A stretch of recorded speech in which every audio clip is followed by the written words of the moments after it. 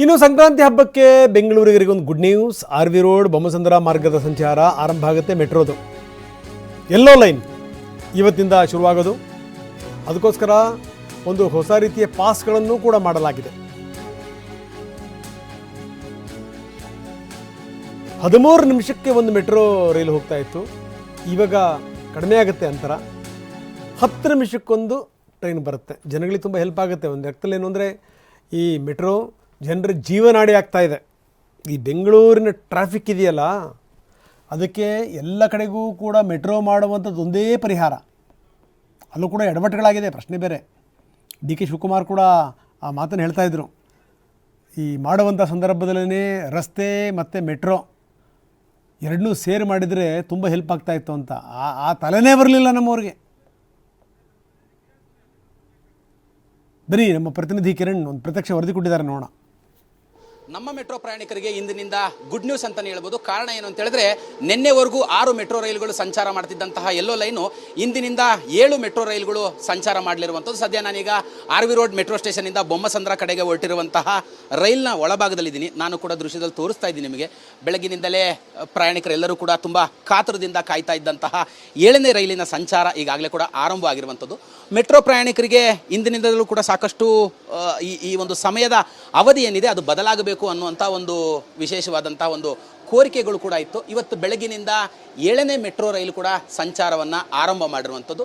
August 10ನೇ ತಾರೀಕು ದೇಶದ ಪ್ರಧಾನಮಂತ್ರಿ ನರೇಂದ್ರ ಮೋದಿಯವರು ಈ ಒಂದು ಮಾರ್ಗಕ್ಕೆ ಚಾಲನೆಯನ್ನು ಕೊಟ್ಟಿದ್ದರು. ಅಂದು 3 ರೈಲುಗಳು ಮಾತ್ರ ಸಂಚಾರವನ್ನು ಮಾಡ್ತಿದ್ದು. ಈಗ ಒಟ್ಟು ಇಂದಿನಿಂದ 7 ಮೆಟ್ರೋ ರೈಲುಗಳು ಸಂಚಾರವನ್ನು ಮಾಡ್ತಾ ಇರುವಂಥದ್ದು.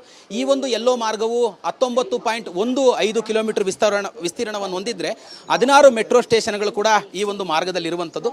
ಸಾಮಾನ್ಯವಾಗಿ ಬೆಂಗಳೂರಿನ ಈ ಒಂದು ಹೊಸೂರು ಭಾಗ ಇರ್ಬೋದು ಮತ್ತು ಬೊಮ್ಮನಹಳ್ಳಿಯ ಭಾಗದಲ್ಲಿ ಸಂಚಾರವನ್ನು ಮಾಡುವಂತಹ ಪ್ರಯಾಣಿಕರಿಗೆ ತುಂಬ ದೊಡ್ಡ ಮಟ್ಟದಲ್ಲಿ ಸಹಾಯ ಆಗತ್ತೆ ಅಂತಲೇ ಹೇಳ್ಬೋದು. ಈಗಾಗಲೇ ನಮ್ಮ ಮೆಟ್ರೋದಿಂದ ಒಟ್ಟು 16 ರೈಲುಗಳನ್ನು ಆರ್ಡರ್ ಮಾಡಲಾಗಿರುವಂಥದ್ದು.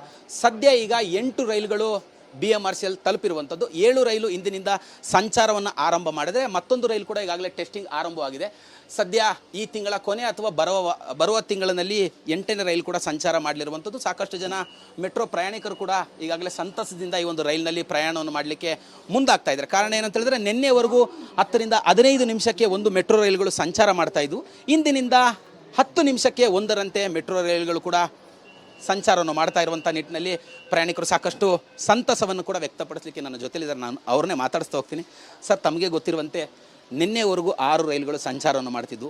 ಇಂದಿನಿಂದ 7ನೇ ರೈಲು ಕೂಡ ಸಂಚಾರವನ್ನು ಮಾಡ್ತಾ ಇರೋ ತಾವು ಕೂಡ ಆ ರೈಲಿನಲ್ಲಿ ಇದ್ದೀರಾ. ಈಗ ಎಷ್ಟು ಸಂತಸ ಅನಿಸುತ್ತೆ, ತಾವೇನು ಹೇಳ್ತೀರಾ ಸರ್? ಇದು ಭಾಳ ಜನಗಳಿಗೆ ತುಂಬ ಉಪಯೋಗ ಆಗಿದೆ. ಮುಂಚೆ ಆದರೆ ನಾವು ಆಫೀಸ್ ಹೋಗೋರಿಗೆ ಭಾಳ ಕಡಿಮೆ ಅವಧಿ ಸಿಗ್ತಾ ಇರಲಿಲ್ಲ, 20 ನಿಮಿಷ ಇರ್ತಿತ್ತು ಮಿನಿಮಮ್ಮು. ಈಗ ಟ್ರೈನ್ ಜಾಸ್ತಿ ಆಗಿರೋದ್ರಿಂದ ನಮಗೆ ಫೀಸಿಬಿಲಿಟಿ ಜಾಸ್ತಿ ಆಗಿದೆ. It's A very good move from metro. Sir, ಸಾಮಾನ್ಯವಾಗಿ ನೀವು ಆರ್ ವಿ ರೋಡ್ನಿಂದ ಬೊಮ್ಮಸಂದ್ರ ಹೋಗಬೇಕು ಅಂದರೆ ವಾಹನದಲ್ಲಿ ಎಷ್ಟು ಗಂಟೆ ಬೇಕಾಗ್ತಿತ್ತು? ಈ ಒಂದು ಮೆಟ್ರೋ ರೈಲಿನಲ್ಲಿ ಹೋಗ್ತಿರೋದ್ರಿಂದ ಎಷ್ಟು ಸಮಯ ಬೇಕಾಗತ್ತೆ ಅಂತ ಅನಿಸುತ್ತೆ ಸರ್? ಅದು ರೇಷೋ ಹೇಳೋಕ್ಕೆ ಆಗಲ್ಲ. ಮುಂಚೆ ಆದರೆ 1 ಅವರ್ ಆಗ್ತಿತ್ತು, 2 ಅವರ್ ಆಗ್ತಿತ್ತು. ಈಗ 15-20 ನಿಮಿಷದಲ್ಲೆಲ್ಲ ನಾವು ಹೋಗ್ಬೋದು. ಇವಿಷ್ಟು ಕೂಡ ರೈಲಿನಲ್ಲಿ ಪ್ರಯಾಣವನ್ನು ಆರಂಭ ಮಾಡಿರುವಂತಹ ಪ್ರಯಾಣಿಕರ ಮಾತು. ಕ್ಯಾಮ್ರಾ ಪರ್ಸನ್ ಶರಣಯ್ಯ ಜೊತೆ ಕಿರಣ್ ಸೂರ್ಯ, TV9 ಬೆಂಗಳೂರು.